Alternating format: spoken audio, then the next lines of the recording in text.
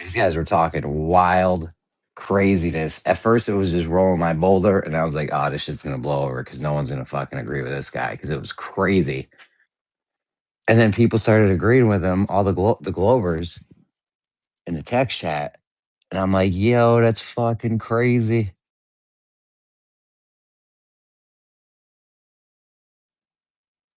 These guys were legit making new perspectives argument last night, talking about there actually is a direction you could fly where you can't land a plane.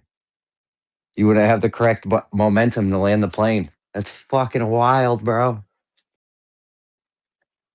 These guys get backed into a corner. And now they're spitting Dave's argument.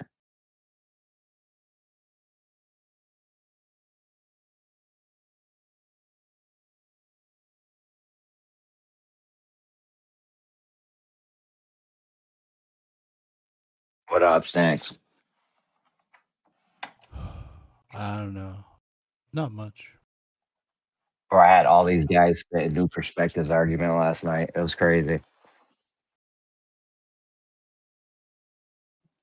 Yeah, Absolutely. what happened with you and Josh? How did that wind? It was like he wanted to strawman you as New Perspectives argument, which is against after your argument was already an argument. New Perspective. No, it was in the text chat. In the text chat last night, wow. these guys were like, "Yo, you can't fly that path." I'm like, "Why the fuck not?" You know, and they're like, "Oh, you won't have the correct angular, or either like you won't have the correct momentum by the time you get there." And I'm like, "Bro, that's fucking Dave's argument." I'm like, "You're not going to get one Glober to agree with this, right?" Because I've heard them all disagree with new perspectives. So I'm like, and then all of a sudden, all the Globers started agreeing, and I'm like, "What the fuck?" He's like, "I got you. Globers are agreeing with you." I'm like, "They're all wrong." I'm like, "They're spitting new perspectives argument. This is verbatim new perspectives argument." Shit was wild, bro. It's unreal. I don't even agree with new perspective argument or new perspectives argument. I think he's wrong. The Globers think he's wrong, but now they think they're apparently saying that he's right. There is a path you could fly where you can't wouldn't have the correct momentum to land the plane. Like it's fuck crazy, bro.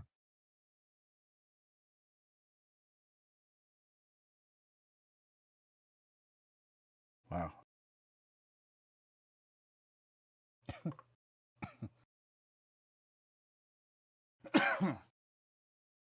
Missed all that. Fuck.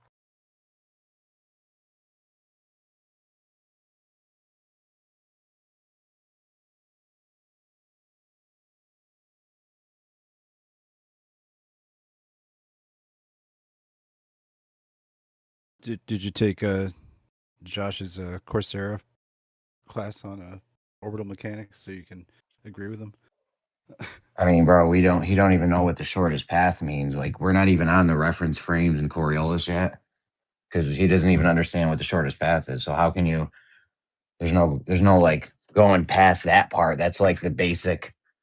Like, if you don't understand that part, you're not going to get the argument. But that doesn't mean you can't get the job.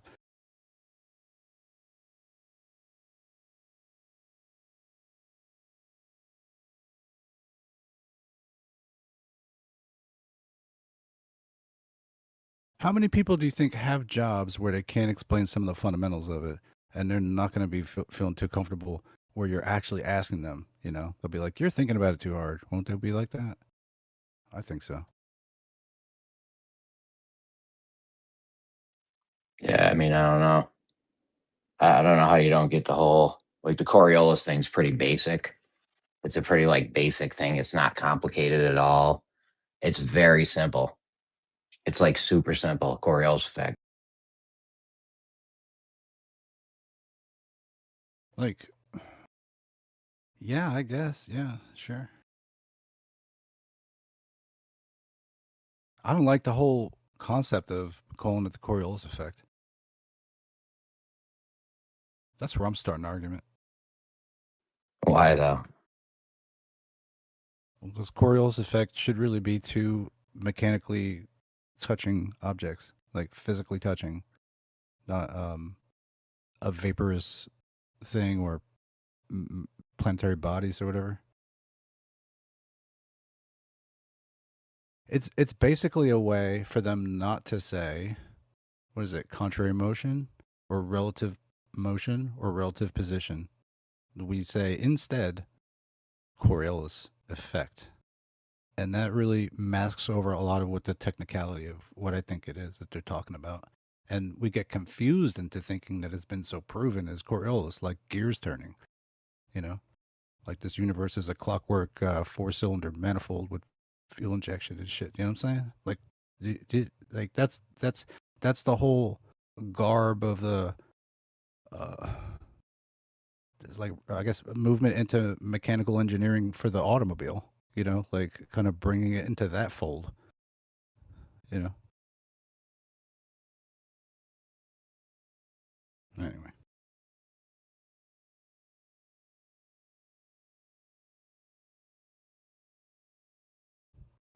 What's the topic here? What y'all talking about? I was just ripping Coriolis open anew. Were you talking to yourself or Jeremy? No, I was talking to me. Bullnyte, you there? Mm-hmm. Yo, here's the do you know New Perspectives argument? Nope. About how planes can't land? Never heard that. Yeah, keep up with the runways moving out from under them or something.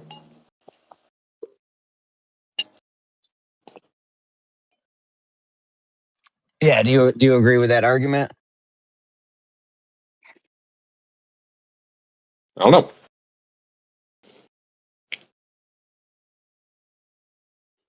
All right, here's what all the like Roland my Boulder came up with this nutcase thing, and then all the Globers in the chat started agreeing with him. And I just wanted to hear your thoughts. Like, we got two of the same identical planes. All right, this is a scenario. Two same identical planes. One makes the micro corrections for Coriolis throughout the course of the whole trip or whatever, right? And another one just never corrects. He's like, you know what? Fuck it. I'm not correcting for the Coriolis effect. Will he be able to land a plane? What I say? Will he be able to land a plane if by the time he gets to the destination?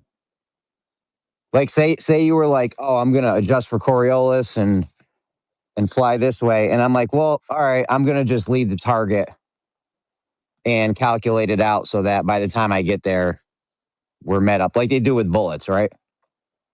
They're saying if you flew the one plane where you don't correct for the Coriolis throughout the trip, you can't land the plane because you won't have the correct momentum. How do you feel about that? Is that the bullet example? The last one you just said? Nope. Two planes. I know, but One, you said like a bullet, but then you gave an example of one of the planes. So which one of the planes is like the bullet? The Yeah, one you that did can bring in land the or bullet, can't? man. the plane. One of the planes corrects for Coriolis throughout the whole course of the trip. Right? He's making a little micro corrections for That Coriolis. one's the bullet, right? There's no bullets. There's no bullets. Okay.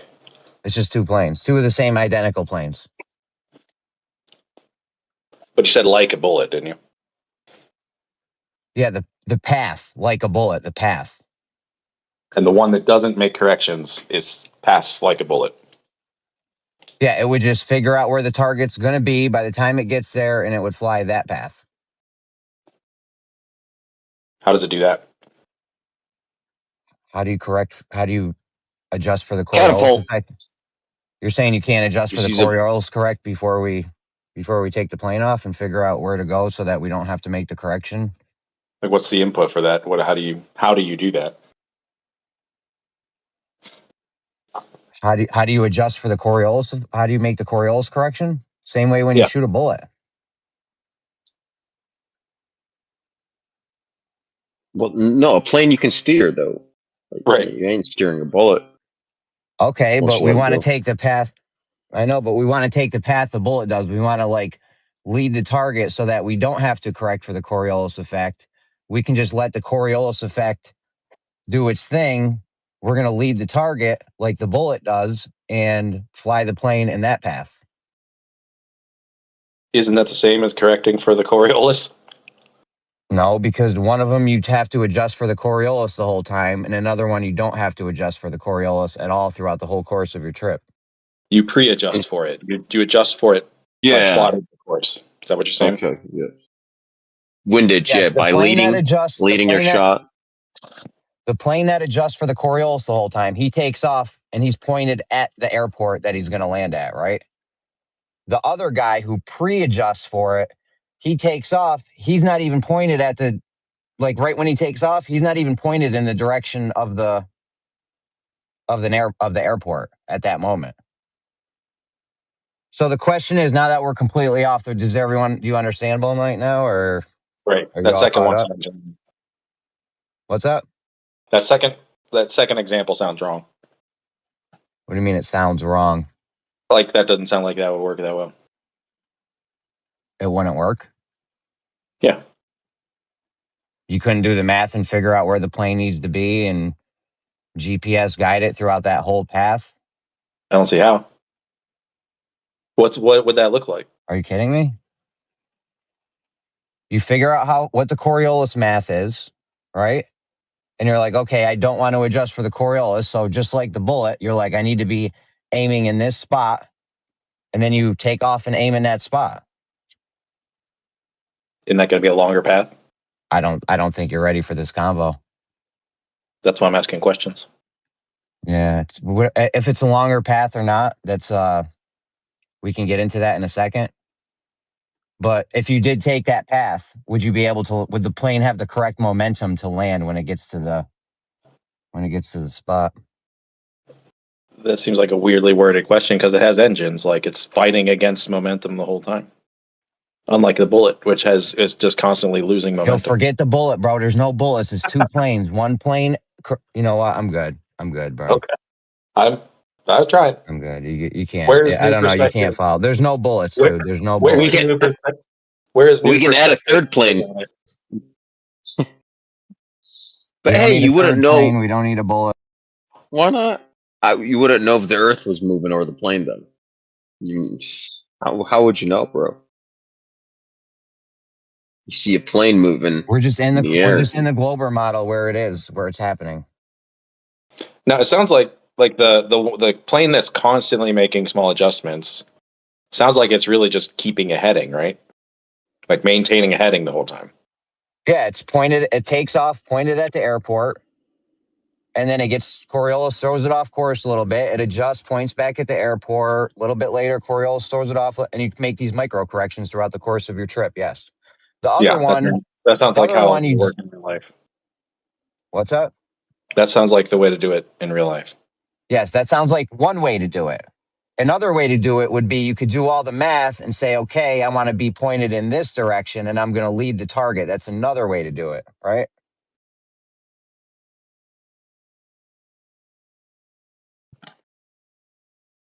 I mean, you're saying it is, yeah. I don't know. Do you think that path would be impossible to take? I don't think they'd like miss, but I think they'd take the long way around. But that is a path that's possible to fly, right? This other way where you adjust for it Fly beforehand. whatever path you want, yeah. Yeah. These guys were saying if you don't adjust for Coriolis, the plane, by the time it gets there, it won't have the correct momentum to be able to land safely. Do you agree with that? What do they mean by that? The momentum sounds I don't know. weird. Do you think either path the plane will be able to land safely? Yeah, I mean, I would say why not? It's got engines, it's got air Of resistance, going at course. constant speed. What's changing between Yeah, the it's the two? same plane as the other one, right? I know. That's why I couldn't believe one guy said it, and I was like, "Oh, that's wild! I can't believe he just said that." And then I told him I was like, "No Glober is gonna fucking agree with you on that. It's ridiculous." And then all the Globers in the text chat started agreeing with him. I'm like, "Yo, this is wild."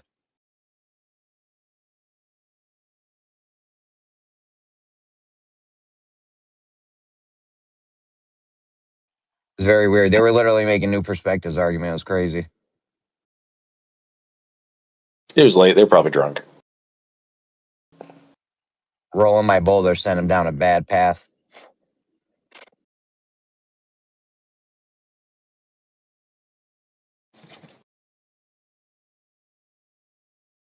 Now, as far as the shortest path is concerned, if you don't turn, like if you're in a vessel and you don't turn, did you take the shorter path?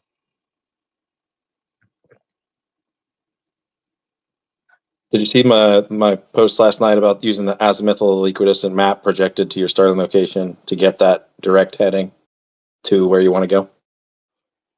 I didn't see that. No.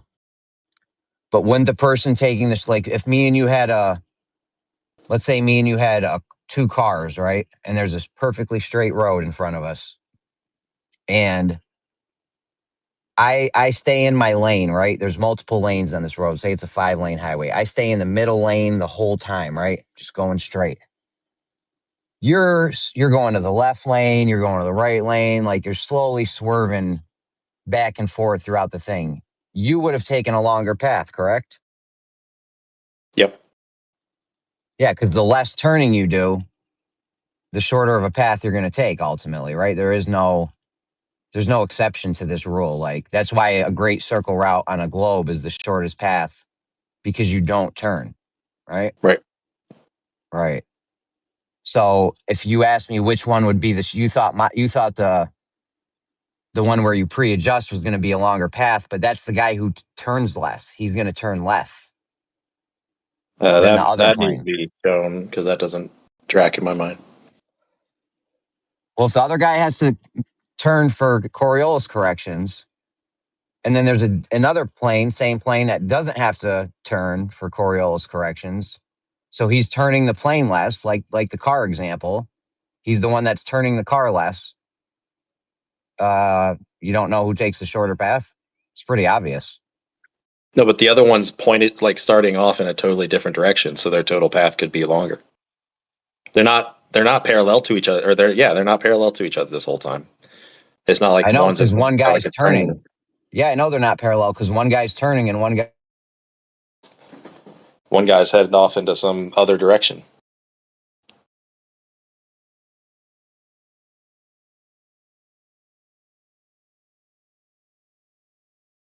Uh-oh.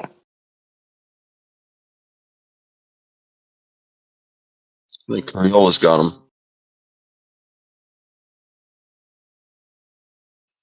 Oh, this is like a super simple thing. I don't know how people don't fucking get it. It's all conceptual. You got to get yourself some planes and figure it out. It sounds Well, a the lot thing I'm like. saying isn't conceptual, though. The guy who turns less takes the shortest path. That's not conceptual. That's reality. Well, I think Right? your definition of turning doesn't. That's not the word I would use for plotting the course and maintaining it. Yeah, well, when a Adjusting. pilot does a when a pilot, let me let you in on a little secret. If you're there's Coriolis there and you don't turn, the plane won't ever reach the airport unless you take my path. If you take the path where you're pointed at the airport to start, and then you don't turn left or right, you won't ever get to the airport because Coriolis is going to throw you off. So, When you think you're over the airport, where is the airport going to be? can you just address the thing I just said about turning the plane? Because you had a problem with the word turn. Right. I think to maintain a heading, it's not like a wobbling all around. If It's a left or right turn. ideally, it's adjusting the vectors of force you have control over to match the ones that exist externally. If a plane takes off and he's pointed at an airport, right? He's pointed directly at the airport. And then if he doesn't turn left or right in the Coriolis effect of that play, he's not ever going to hit the airport. You understand that? I understand you claim that. I don't think that's quite how it plays out in real life. That's literally how the Coriolis effect works. It's demonstrable. For bullets, yes, but not things with engines. Like, that's the distinction. No, for anything. If you don't, for bullets, because the bullets are taking my path. So the bullets will hit the target because you pre-adjusted for it. So you Right. don't have to turn in that scenario. In the scenario where you say you had a bullet and you were going to shoot right where the target is, you'd have to have a bullet that turns. Otherwise, that bullet's not going to hit the target, right? Right. Right. So now we know what turning means, and we know the planes have to turn to hit the target when they're pointed at the airport when they take off throughout the course of their flight. It's literally like pulling teeth with you guys. It's crazy. We're debating what the word turn means.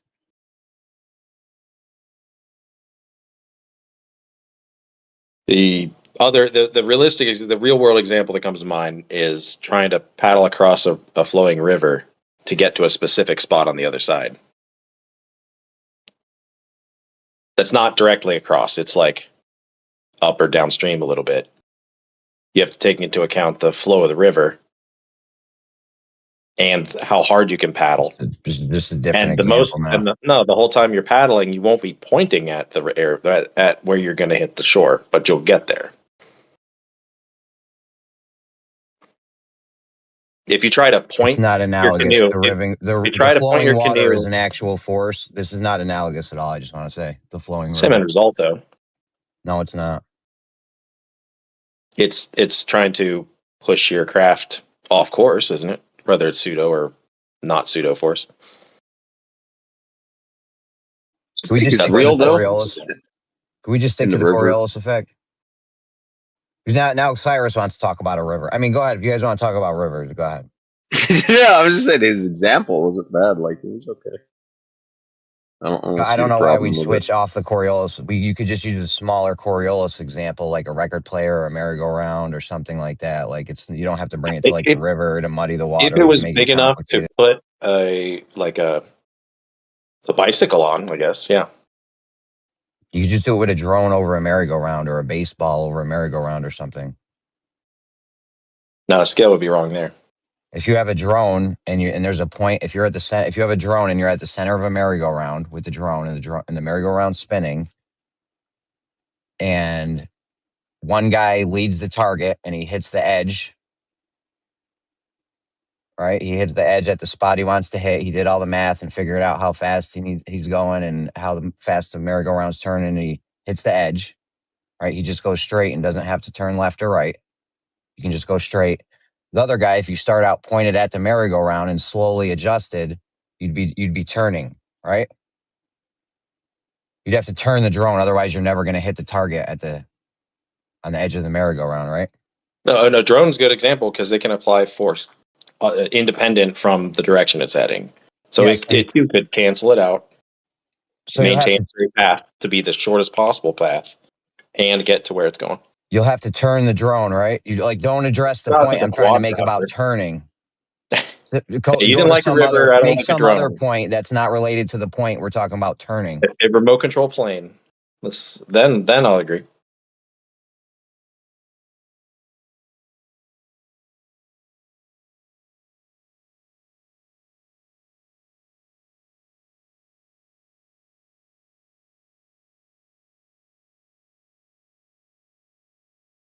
A drone has 6 axis of movement without turning at all. So that's why. See, turning is a bad word. It overcomplicates it. No, if the drone keeps going straight, turning's not a bad word. If the drone goes straight, and it's pointed at the edge of the merry-go-round, and you just go in a straight line, you'll never hit the dot because it'll have passed you. You need If to you close your turn. eyes the rest of the way. You need to turn. You have to turn the drone off of the straight line path. Turn. If you don't turn, you won't hit the fucking dot. It's literally that simple. Turn's How not do a bad drones word. turn, It's Jeremy? a very You just appropriate word. translate. You add a little bit of thrust to the right. It's not a turn. You stay pointed at where you're going, and it's To the the right. shortest possible path. Yeah, you put a little And it's a thrust straight to the line. right. Yeah, it's still a straight line you travel though. No, it's And you not a still get straight there. line. You're turning. You just said you're turning to the right. I didn't say turning. That's why I didn't say turning. So you're not turning. You're just going to go on the straight line path. A straight line path where you're applying a little bit of force to the right. Yeah, that's a turn. That's not a turn. It's a straight line. You're turning off. So you're going. You'll never hit the merry-go-round if you do a straight line path. You'll never hit the dot. It's about the force input required to maintain the straight line. That's what you're actually talking about. You'll never hit the dot if you do a straight line. You won't hit the dot on the edge of the merry-go-round. You just straight up won't. It's a physical fact about Coriolis. You don't know how Coriolis works then. I think you don't know how forces and straight lines work. I do know how straight lines work. If you start off pointed at the edge of the merry-go-round where you want to hit the dot, and then you just go straight and don't turn left or right, the dot is going to keep turning and you'll end up passing right by it, never hitting the dot. Whereas if you turn left or right, you can hit the dot. Just because you don't like the word turn and you're trying to use this force. Here's a good example. Well, maybe it's a good example. I'll try again. The drone in the wind. If it's a strong wind, you can either apply force to cancel out the force of the wind and take the straight path there, which will be the fastest, or you can start off and then drift off course and then continually turn. This time I am saying turn to the right, and you'll do this kind of swoopy path, but it's going to be longer. Once again, you're talking about wind, rivers, not analogous. We're talking about the Coriolis effect, where there is no force there. The wind is an actual force throwing you off your path. It has the same end effect until you just show otherwise. It's not the same effect. The wind and the Coriolis effect are literally not the same effect. They're two different effects. Two different causes for the same effect. It's not the same effect. The effect is potentially throwing you off course, right? They will both throw you off course, yes. Yes, that's all that matters. Caused by different effects. Doesn't matter. Same solution. Okay, but I don't. Can we just stick to the Coriolis effect and have a scenario where there's no wind, like on a merry-go-round inside a room or something, so we don't have to worry about the wind? If it's going to be an example to what happens on the Earth, then the air inside the merry-go-round needs to be rotating too. So there's is that really still analogous? We can get to that point at some further point in the future. However, right now you need to understand that on the merry-go-round with just the Coriolis effect, if you don't turn, you won't hit the dot on the edge you need to hit. You need to play more video games. If you stay on your straight line path and don't turn left or right, you won't hit the spot you need to hit. That's a fact about Coriolis. That's literally a Coriolis fact.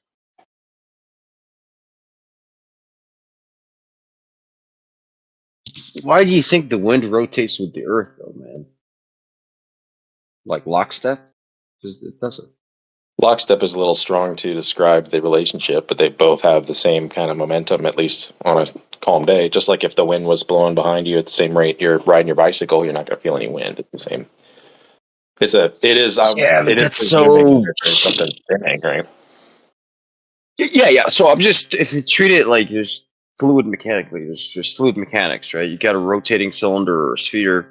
So you can have the boundary layer, right? You can have whatever, turbulent or laminar flow. Assume fucking laminar if you want. I don't care.